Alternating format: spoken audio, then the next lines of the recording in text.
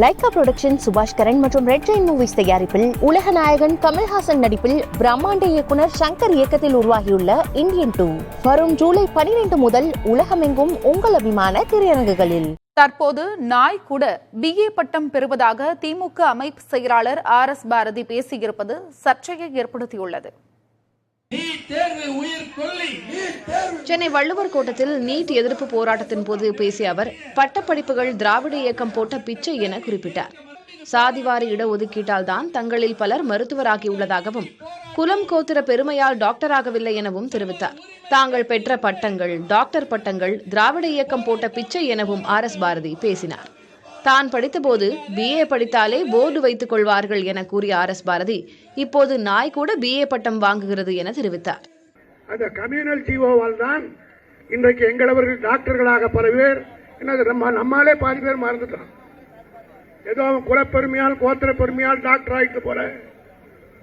நான் வெளிப்படையாக பேசுறதை பத்தி நான் கவலைப்படுறவனே கிடையாது.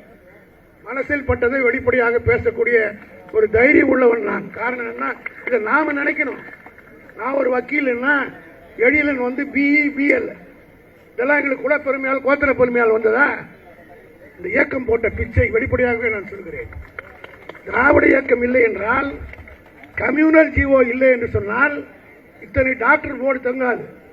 நான் பட்டம் பெறுகிற போது சொல்கிறேன், ஒரு BA பட்டம் பெற்றா உடனே ஒரு ஆளுகிட்ட கொடுத்து பெயிண்டர் கிட்ட போர்டு எழுதி RS பாரதி என் பேர் வேற BA அப்படின்னு போர்டு எழுதி மாட்டுவாங்க. காரணம் என்னன்னா ஊர்லயே ஒரே ஒரு BA தான் இருக்கும். இப்ப நாய் கூட BA வாங்குற பட்டம் ஆகி போச்சு நம்ம ஊர்ல. யாராவது எங்கேயாவது போர்டு போட்டிருக்கீங்களா? இப்ப யார் வீட்லயாவது BEன்னு தொங்குதா? யார் வீட்லயாவது BAன்னு போர்டு தொங்குதா? அதுக்கு என்ன காரணம்? யார் இந்த வளர்ச்சிக்கு யார் காரணம்? அதை அழிக்க நினைப்பதற்குத்தான் இந்த நீட் வந்திருக்கிறது என்பதை நான் மாநிலங்களவையே சொன்னேன்.